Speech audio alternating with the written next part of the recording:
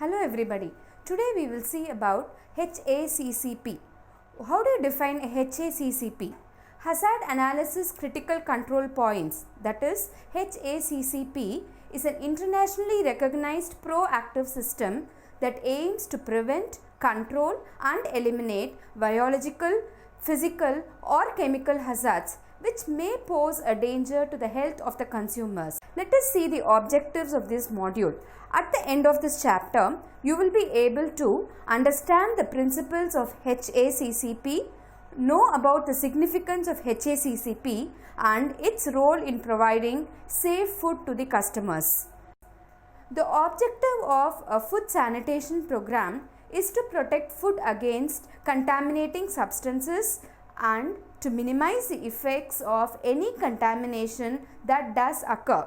The HACCP system developed in the 1960s to ensure the safety of food prepared for the astronauts is set up to maximize food safety. The system combines three elements: principles of food microbiology, quality control and risk assessment, and emphasizes a movement away from the inspection of facilities to one that centers on the process of preparing and serving safe food.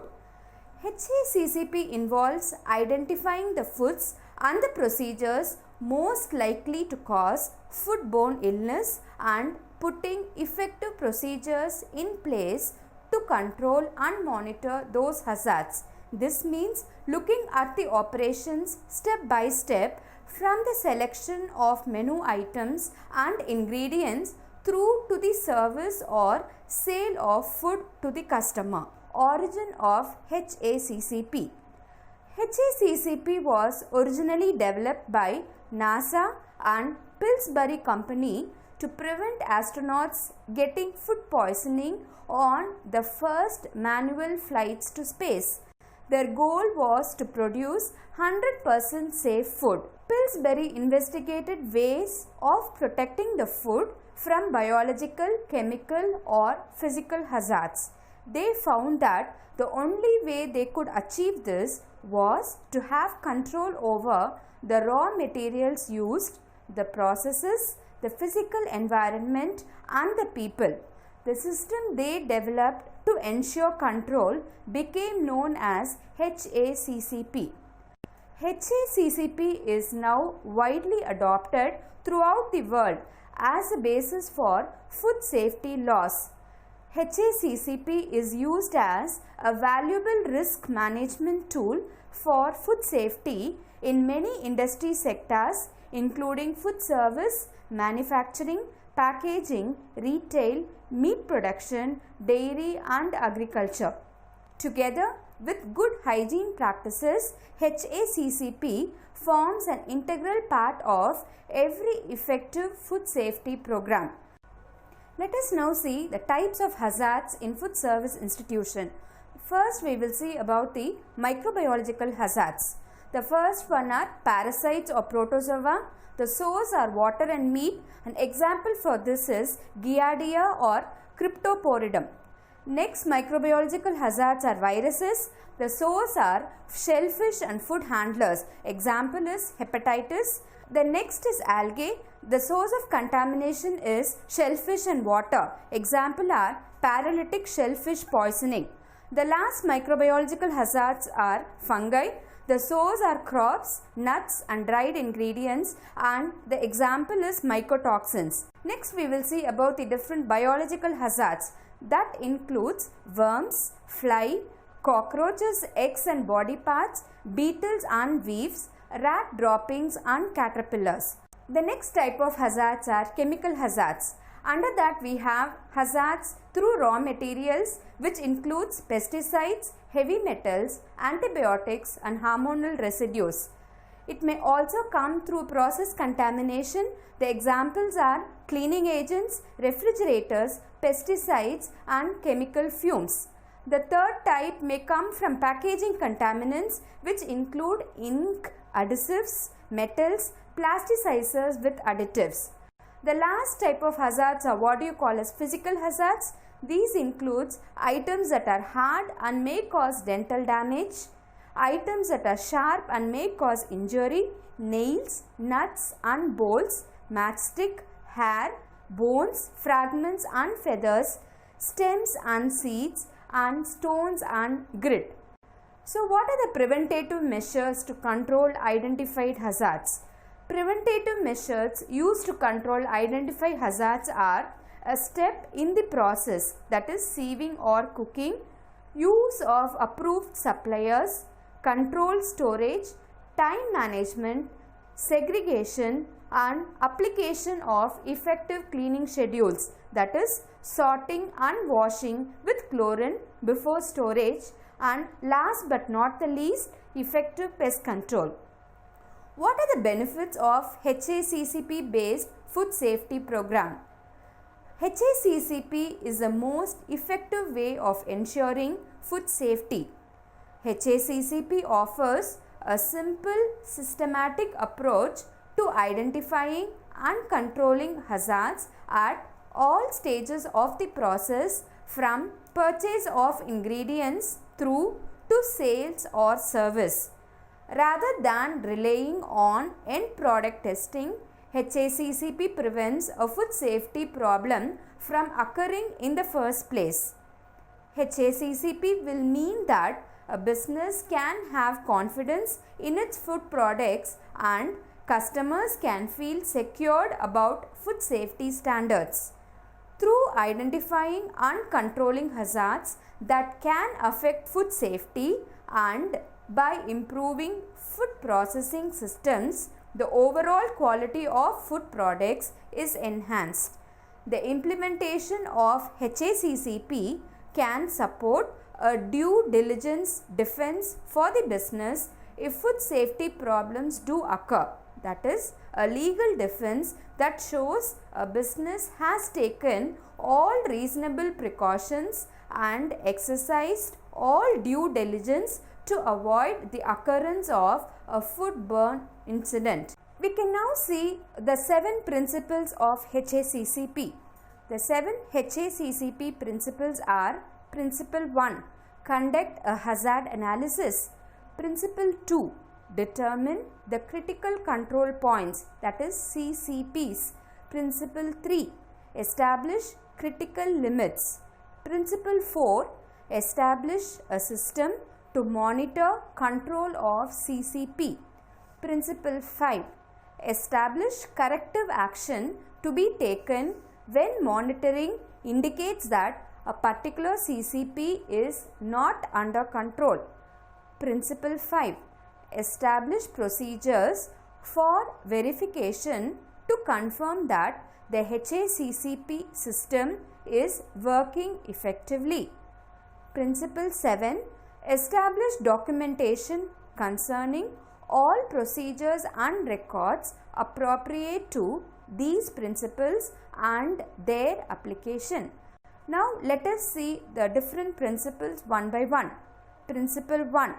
Conduct a hazard analysis. List all potential hazards associated with each step. Conduct a hazard analysis and consider any measures to control identified hazards. Firstly, the HACCP team must decide whether any of the process steps associated with the product or products are potential sites for biological, chemical or physical contamination. There will be many issues that will need to be considered during the hazard analysis stage. The team will need to ask, will any at-risk population groups purchase or consume the food or foods? For example, children, aged, etc. The next question will be, what are the key parameters for the food or foods? For example, ingredients, processing, packaging, storage and distribution methods. Will the food or foods be taken off the premises to be consumed by the customer, and if so, how will it be treated and or consumed? For example, reheating, cooking, handling, etc. The next question will be, is biological contamination likely to occur at this process step? For example, is the product potentially high risk or hazardous food? Does the process step provide the right conditions for bacteria to survive and multiply? For example, time, temperature, acidity, food and the right water activity. Could the hazard cause a foodborne illness? Is chemical contamination likely to occur at this process step? For example, cleaning and sanitizing chemicals, food additives, etc. Is physical contamination likely to occur at this process step? For example, bones, glass, wood, metal, hair, stones, etc. What is the likelihood that the hazard will occur and what is the severity if it does occur? Are there any hazards that may be present in the raw ingredients? Example, raw shellfish or introduced during the process. Example, contamination from equipment, environment or personnel. What events could realistically occur that may not be covered by the flowchart? Example, delays, equipment breakdown, temporary delays, etc. The HACCP team must then ensure that there are preventative measures to control all of the identified hazards. The purpose of preventative measures are to eliminate hazards or reduce their impact or occurrence to acceptable levels. This will involve the implementation of standard procedures for good hygiene practices in the areas of premises, equipment, cleaning, pest control, personal hygiene, transport, receiving and storage and the production process. Principle 2. Determine the critical control points or CCPs. The HACCP team needs to assess which process steps and procedures for the products are critical to the safety of the product. A critical control point CCP is defined as a step at which control can actually be applied and is essential to prevent, eliminate or reduce a hazard to an acceptable level. A typical food item or recipe will have at least one or more CCPs. To identify whether a process step is a critical control point, the HACCP team will need to ask, if I lose control at this step, will a food safety hazard occur which a further step will not be able to eliminate or reduce to an acceptable level?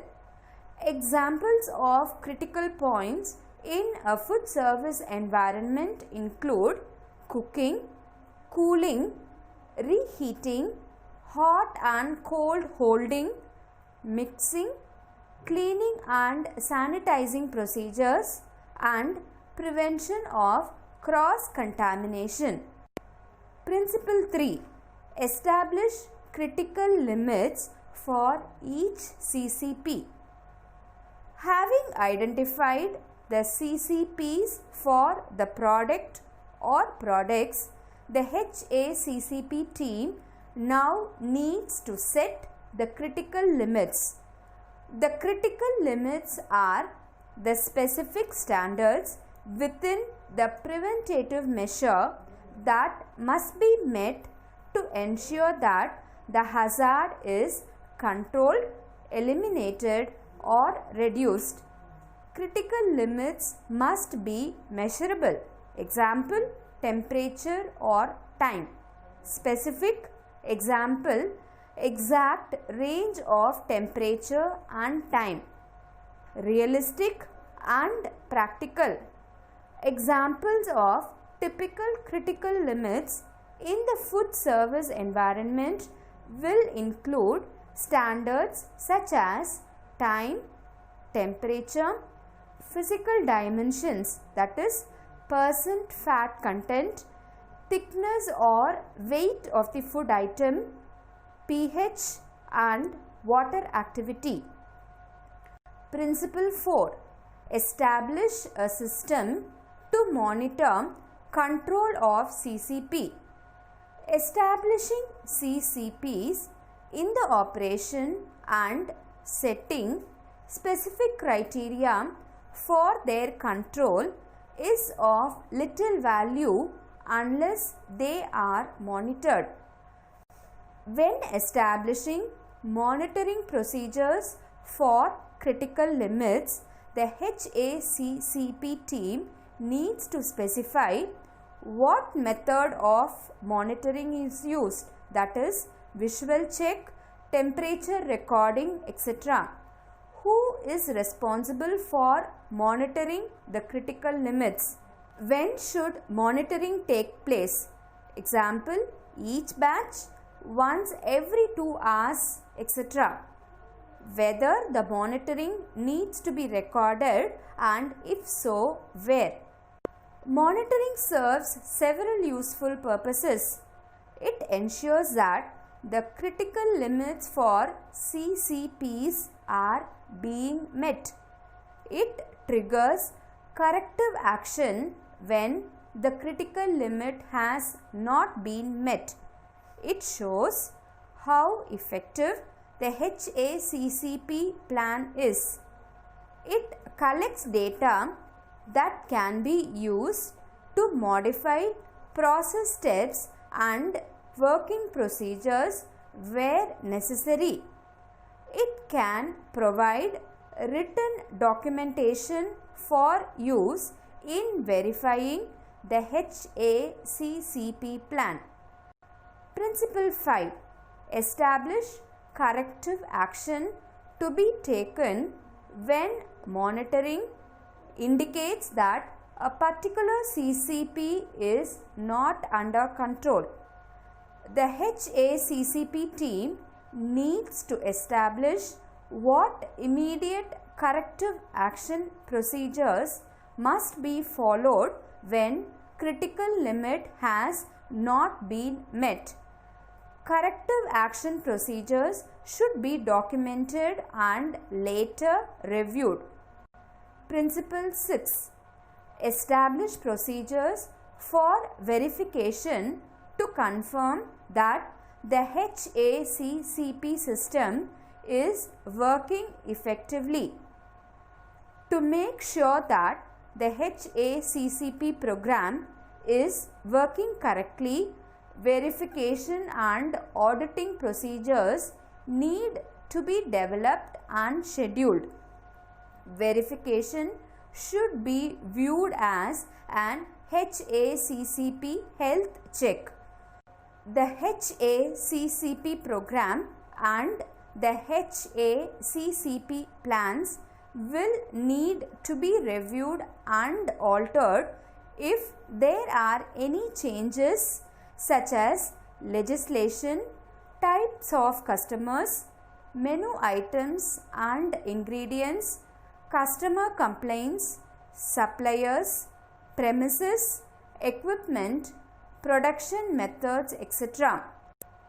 Examples of typical verification activities include annual review of the HACCP plan and flow charts, review of CCP record, review of deviation from critical limits and any corrective actions taken, visual inspections of operations and procedures, review and validation of critical limits to ensure they are adequate to control the hazards, audits of records and procedures, random microbiological testing of products. Principle 7. Establish documentation concerning all procedures and records appropriate to these principles and their application.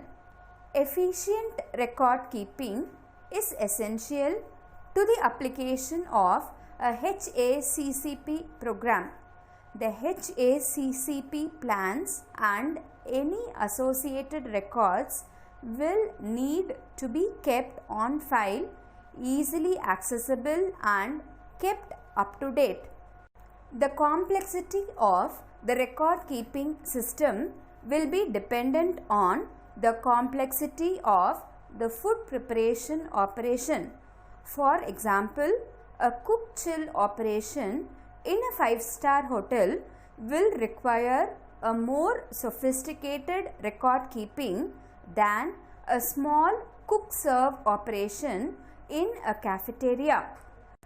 Typical records in a food service environment include the following: listing of the HACCP team and their responsibilities, description of the products and their intended use, flow chart, HACCP plan, a list of monitoring forms that are used in the HACCP program to monitor that the critical limits are being met, HACCP team meeting records, documented preventive measures, that is standard procedures, policies record, records of internal and external audits, and any documentation relating to customer complaints and product recalls. Let us see some examples of records to be documented by different departments: Purchase Department, Supplier Audit Report, Supplier Evaluation Report, and from the Receiving Department or Stores Department, Received Food Temperature Record, Supplier Vehicle Temperature Record, Storage Time Records for limited shelf life ingredients.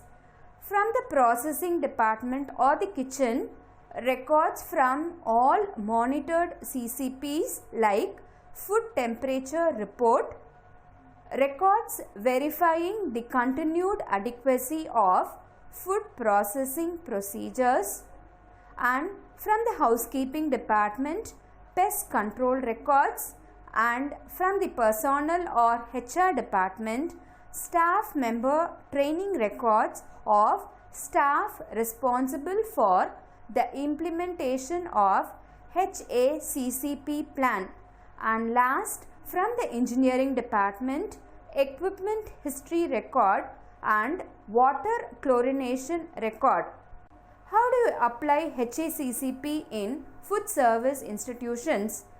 A food safety program based on the principles of HACCP will consist of a set of HACCP or food safety plans which are followed in day-to-day operations and which are supported by standard procedures for good hygiene practice. For HACCP plans to be effective, the unique features of a business must be taken into account. This is because while the process steps in preparing is often the same, every food service business is different. There will be different food safety hazards caused by factors such as different menus, the working space available, the type and condition of equipment used, the selection and supply of ingredients used, the processes used for the preparation, production and service of foods, and the standard of good hygiene practices employed in the operation. Generally, The application of the HACCP principles consists of a series of established steps as described below. Step 1. Assemble a HACCP team. The business must choose a team based on their experience and understanding of the processes and food items under review. It is important to ensure that a sufficient number of people with a cross section of skills and knowledge are included in the team. It is essential that the HACCP team is trained in the principles and application of HACCP and clearly understand their role. They will also need to meet regularly. A typical HACCP team may consist of the executive chef, restaurant manager, sous chef and kitchen assistants. Step 2. Develop a HACCP implementation plan. Before the HACCP team begins to apply the principles of HACCP, they need to decide which food items will be included in the HACCP plans. HACCP can either be applied to every part of the operation in one go, or it can be phased in gradually over time. For example, HACCP plans may be written for every product produced or handled based on food groups, or HACCP plans may be written for a particular group of food items first. Either way, priority must be given to high-risk food items or recipes. For each HACCP plan, the HACCP team will need to identify what the scope will be. That is, which process steps will be included in the HACCP plan and which hazards will be included in the HACCP plan. Example, biological, chemical and or physical hazards. For example, the HACCP team may decide to review hot meat dishes prepared in-house through all stages of the production process, from recipe formulation through to hot holding and service to customers, focusing on biological hazards only. Step 3. Construct a flow chart. The HACCP team draw up a flow chart which summarizes the exact process steps that the food item undergoes from the time of purchase through to the time of sale or service. To do this, the team will need to develop a flow chart based on their experience and knowledge, and then observe the steps at the various steps of operations. This ensures that the flow chart accurately reflects what happens at all times during the operation, including during peak production periods, night shifts and weekend shifts. Let us see how to put the HACCP plan into action. Once the HACCP team has developed the HACCP plans, they will need to be implemented into the operation. As with any other system, developing the food safety program is just the beginning. To ensure that the food safety program is successful, the standards and systems set up must become a part of everyday life. They should be regarded as an integral part of business and not just as an add-on that meets legislative requirements or customer demands. The only way to achieve this is to ensure a management commitment, a thoroughly trained and motivated team, and staff ownership. Communicating the food safety program. All staff needs to understand the purpose of the food safety program, what it involves, and most importantly, what their role is in making it happen. After all, any staff member who lacks commitment to food safety could threaten the entire food safety program as well as the viability and the reputation of the business. While most staff will not be actively involved in the development of HACCP plans, they still need to be able to understand the parts of the plans that apply to their day-to-day activities. This can be achieved through using practical strategies such as leading by example, regularly communicating with staff, on and off the job training sessions, presenting the information in a way that is easy and simple to follow. For example, placing wall charts in the kitchen which summarizes all process steps and how to control hazards at each step from receiving through to sales or service. So what is the use of HACCP in catering?